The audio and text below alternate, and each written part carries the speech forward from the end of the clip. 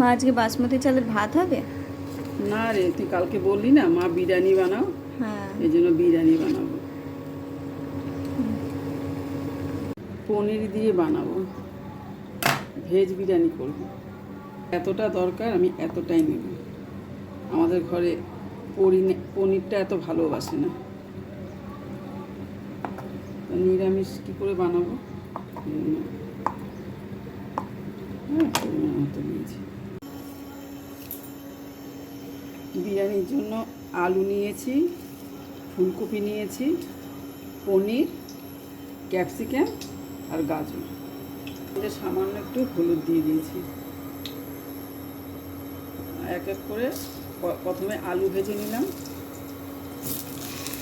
প্রথমে আলু দিয়ে দিই, এক এক করে সব ভেজে নিলাম। পেঁয়াজের বেরেস্তা দেওয়া হয়, কিন্তু এখন তো আমি নিরামিষ করব, এই জন্য বাঁধাকপি বেরেস্তা বানিয়ে নেব। একটা কাঁচা লঙ্কা, কাজু আর টক দই, সামান্য পরিমাণ টক দই।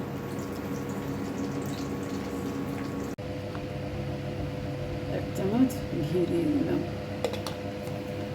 একটা তেজপাতা, একটা শুকনো লঙ্কা,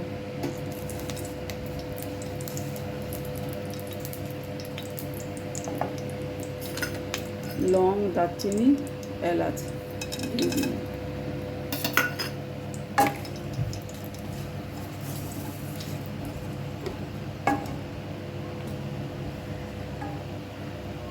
ভাজা মশলাটা দিয়ে দিলাম।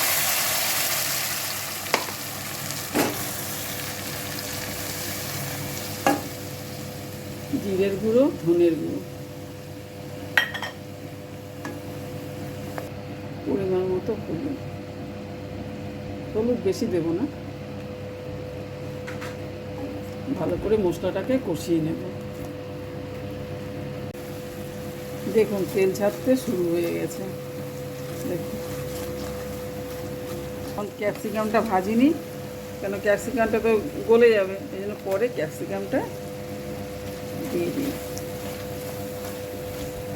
পরে দিলাম ক্যাপসিকামটা, নাহলে আগে যদি দিতাম গলে যেত।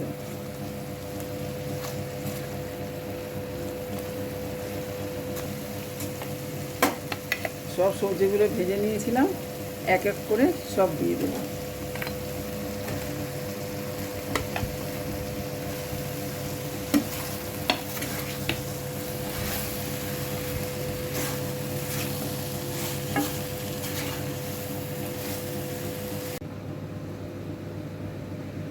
দুধের মধ্যে কেশরটা ভিজিয়ে নিলাম, ভিজিয়ে রেখে দিচ্ছি।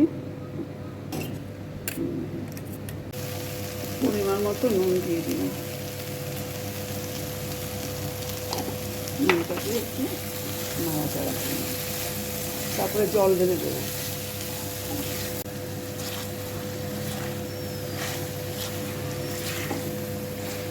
সবজিগুলো ভাজা হয়ে গেছে, সেগুলো ভাজা হয়ে গেছে। বা উষ্ণ উষ্ণ গরম জল দিয়ে দেবো।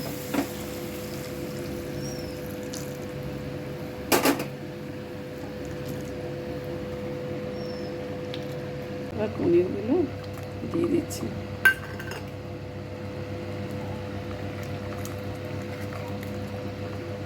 কম হয়ে গেছে, এবার নামিয়ে নেব। হয়ে গেছে, কড়াইতে সিলভার কুকারটা দিয়ে দিলাম।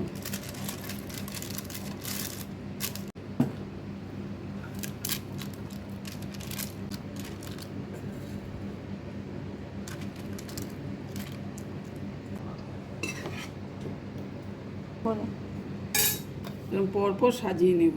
সব দিয়ে দিলাম এর মধ্যে। এই যে বাঁধাকপিটা বেরেস্তাটা বানিয়েছিলাম তার উপরে দিয়ে দিলাম। উপর থেকে গরম মশলা দিয়ে দিয়েছি, গরম মশলা দিয়ে দিলাম, আর দিয়ে দিলাম। এইভাবে করে পরপর দিয়ে দিন। কেওড়া জল দিয়ে দিলাম, গোলাপ জল,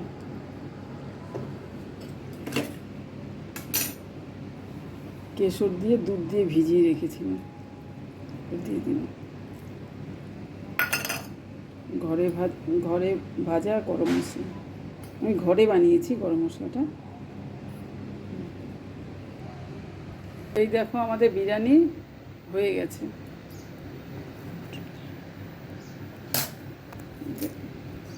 দেখো কত সুন্দর হয়েছে। দেখো